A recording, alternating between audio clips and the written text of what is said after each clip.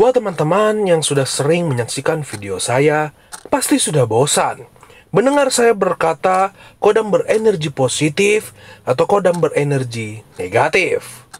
Ya teman-teman, karena memang ini yang selalu saya tekankan kepada kalian semua, bahwa sosok gaib yang mendampingi diri kita sudah pasti akan memberikan beberapa efek dan dampak tertentu bagi kehidupan kita. Namun, apakah teman-teman pernah berpikir atau bertanya dalam hati, energi apa atau efek apa yang dibawa oleh sosok kodam yang menjaga diri teman-teman? Apakah berenergi positif atau berenergi negatif? Dan pernahkah teman-teman mendengar istilah energi netral yang dibawa oleh sosok kodam ketika mendampingi seseorang? Simak video ini sampai habis.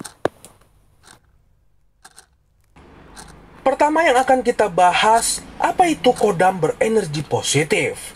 Sudah pasti, kodam berenergi positif adalah sosok penjaga gaib yang memberikan manfaat-manfaat baik untuk kehidupan kita.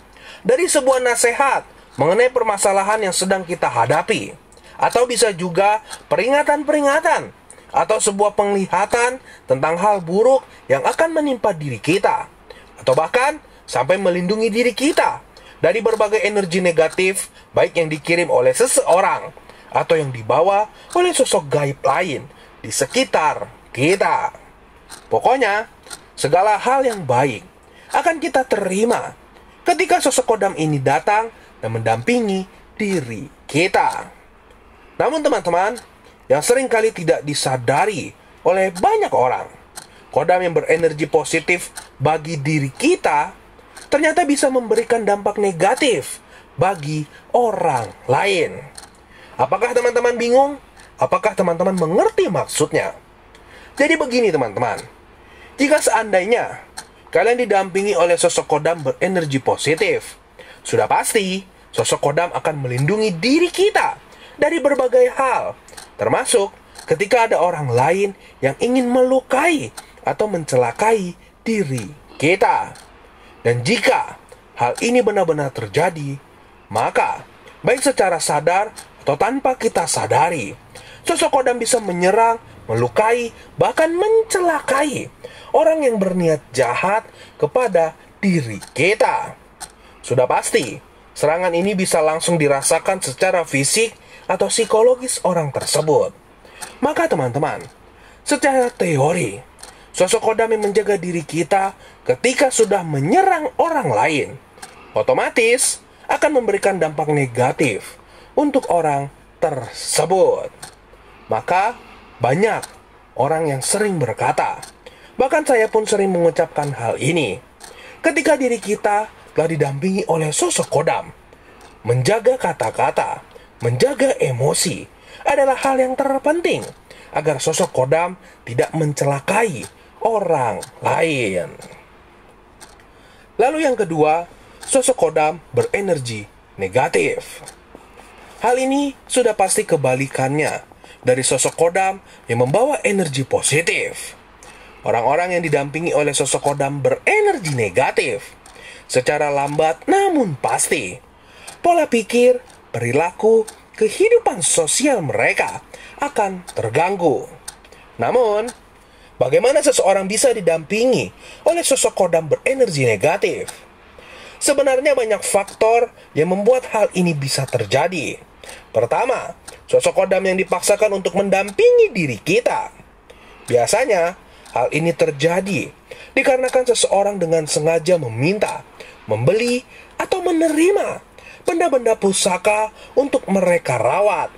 Padahal, benda-benda pusaka tersebut tidak berjodoh dengan diri dia.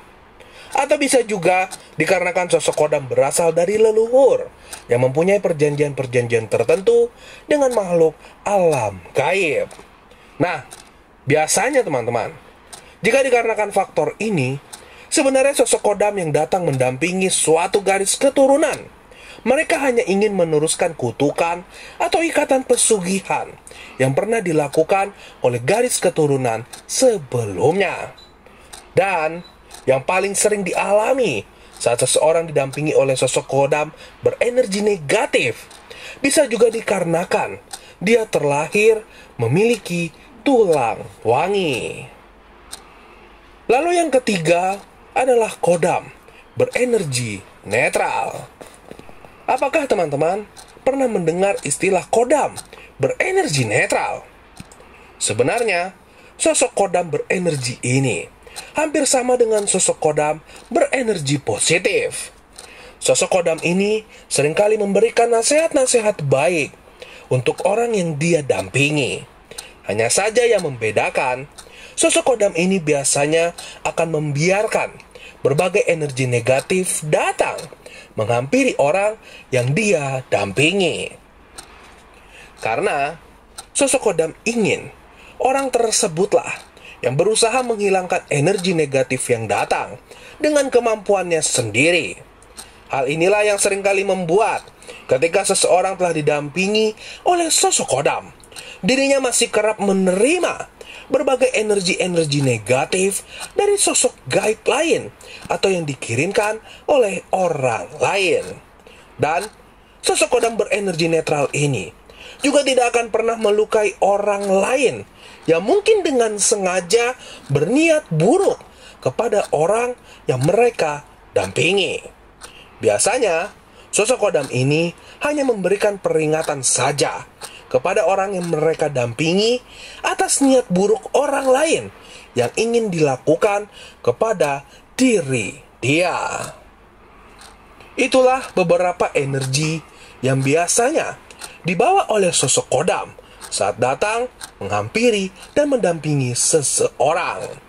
Seperti yang sering saya katakan, mendeteksi efek dari energi kodam adalah hal yang terpenting dan wajib terlebih dahulu kita ketahui sebelum kita melangkah lebih jauh mengenal dunia supranatural. Pastinya agar diri kita tidak salah langkah dan masuk ke jurang kesesatan saat mendalami dunia supranatural. Dan untuk teman-teman yang mungkin telah benar-benar didampingi oleh sosok kodam, namun masih bertanya-tanya, dampak dan energi apa yang dibawa oleh sosok kodam untuk kehidupan diri teman-teman? Kalian bisa langsung tanyakan di kolom komentar. Karena bisa saja saya atau teman-teman lain yang sedang menonton video ini bisa menjawab pertanyaan tersebut. Atau jika teman-teman ingin bertanya secara langsung kepada saya secara live, teman-teman bisa juga memfollow akun Instagram saya. Bahkan di akun Instagram, saya juga sering mengadakan sesi video call secara pribadi, di mana jika teman-teman ingin bertanya secara personal kepada saya, teman-teman bisa join di sesi tersebut. Link akun Instagram saya akan saya tulis di kolom komentar. Sampai di sini video saya. Salam indigo, salam topeng.